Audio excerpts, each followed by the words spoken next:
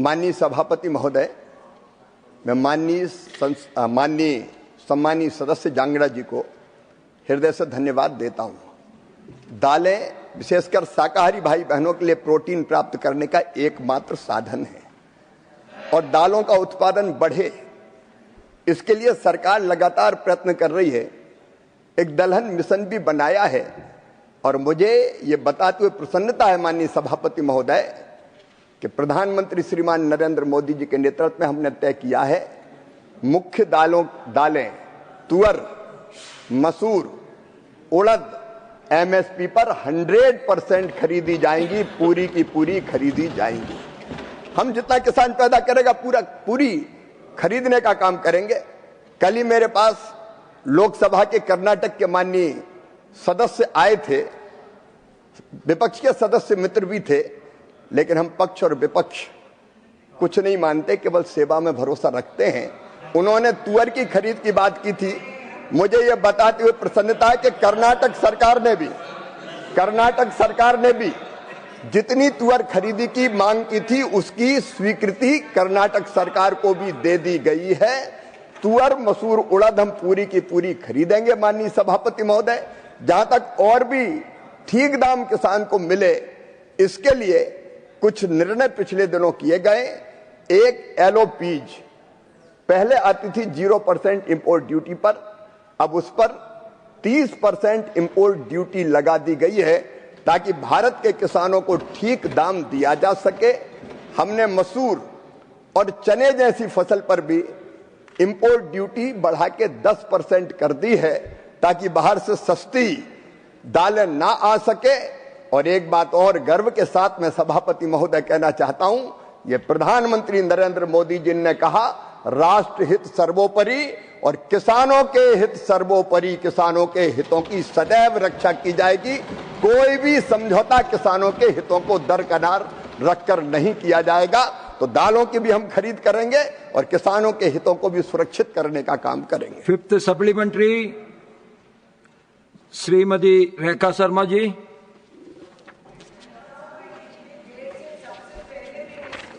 धन्यवाद सभापति जी। मैं आपके माध्यम से माननीय मंत्री जी से पूछना चाहूंगी कि 2014 से पहले एमएसपी फसलों की कितनी खरीद होती थी और 2014 के बाद कितनी खरीद हुई है, इसमें क्या वृद्धि हुई है, और यदि हाँ तो इसका ब्यौरा दें और इसको सुनिश्चित करने के लिए क्या उपाय किए गए हैं। धन्यवाद। माननीय सभापति महोदय, मैं हमारी विद्वान सांसद बहन रेखा जी का आभारी हूं। मोदी जी के नेतृत्व वाली ये सरकार किसानों को एमएसपी कितनी प्रामाणिकता के साथ दे रही है, इसका उदाहरण प्रस्तुत करना चाहता हूं। एक तो माननीय सभापति महोदय, इस सरकार ने 2019 में तय किया कि एमएसपी लागत पर 50% मुनाफा देकर घोषित की जाएगी ताकि लाभकारी दाम किसान को मिल सके। और जहां तक खरीद का सवाल है, माननीय सभापति महोदय, 2004 से 14 तक जो धान की खरीदी हुई थी वो 45 करोड़ 90 लाख मीट्रिक टन हुई थी और 14 से 25 तक 79 करोड़ 11 लाख मीट्रिक टन हुई। माननीय सभापति महोदय, गेहूं 22 करोड़ 54 लाख मीट्रिक टन उस दौरान खरीदा गया था 4 से 14 तक। अभी 33 करोड़ 58 लाख मीट्रिक टन खरीदा गया। माननीय सभापति महोदय, दलहन उस समय 6,29,000 मीट्रिक टन खरीदा गया था।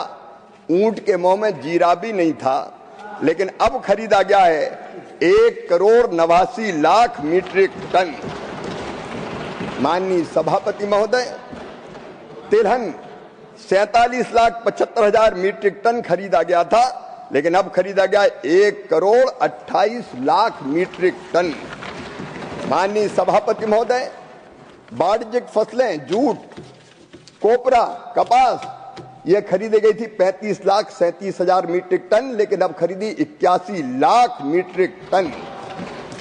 और माननीय सभापति महोदय, सभी एमएसपी फसलें उस सरकार के दौरान खरीदी गई थी 69 करोड़ 87 लाख मीट्रिक टन, अब खरीदी गई 117 करोड़ 32 लाख मीट्रिक टन।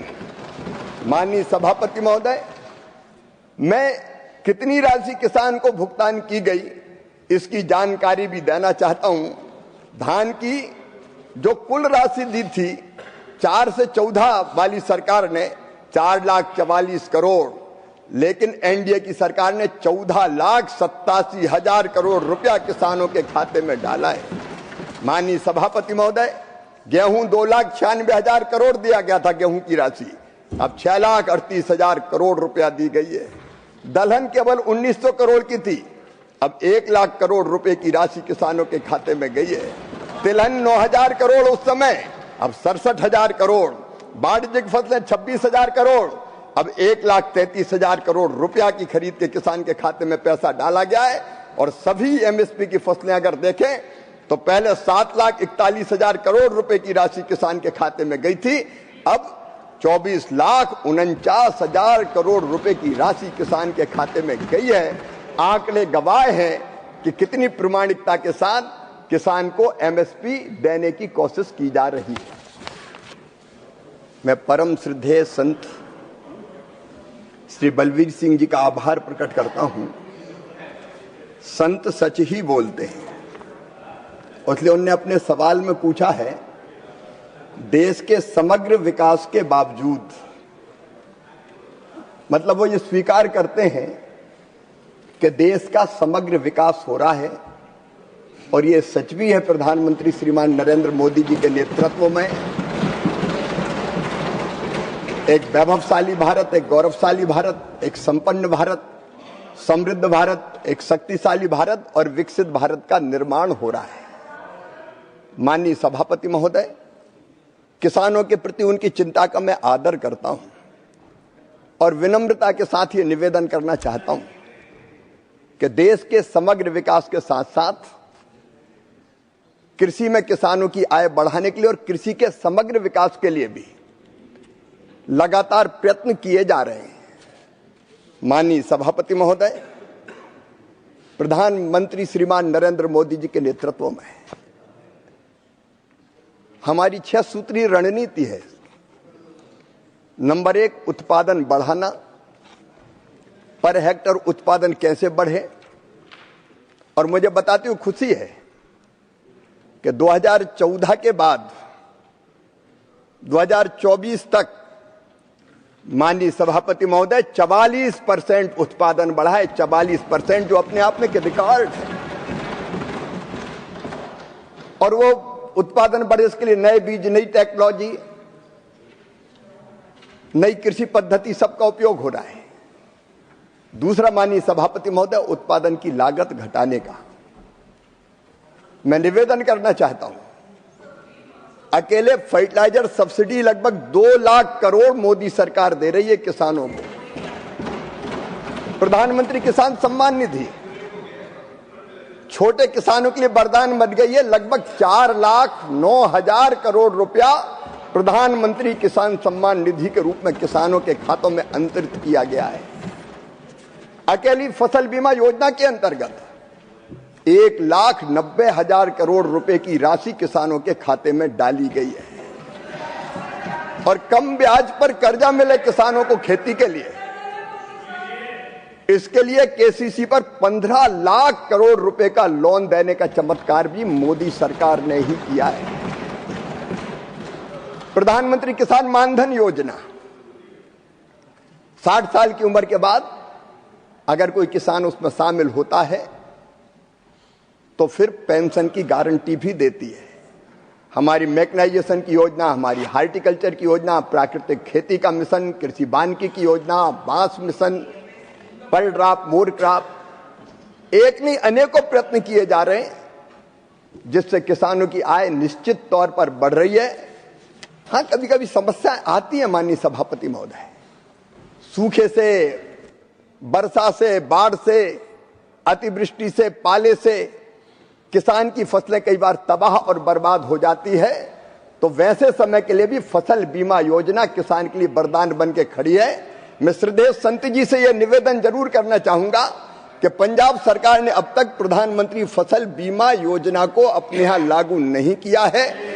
अगर ये योजना पंजाब में इस समय लागू होती तो अभी जो बाढ़ के कारण पंजाब में व्यापक नुकसान हुआ है उससे किसानों को और सुरक्षा मिलती। लेकिन माननीय आप प्लीज बैठिए। Nothing will go on record except minister's answer.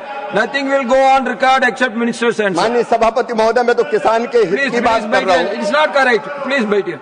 मैं तो किसान के हित की बात कर रहा हूँ। मैंने पंजाब के माननीय मुख्यमंत्री मान जी को पत्र लिखकर आग्रह किया है कि पंजाब को फसल बीमा योजना के अंतर्गत वो सम्मिलित करने का काम करें, वहां लागू करें ताकि किसानों की और ज्यादा मदद की जा सके। हम किसानों की मदद करने में कोई कोर कसर नहीं छोड़ेंगे माननीय सभापति महोदय। सेकंड सप्लीमेंट्री श्री सांत बलबीर सिंह जी। सर, मंत्री साहब से तो पूछना चाहते हैं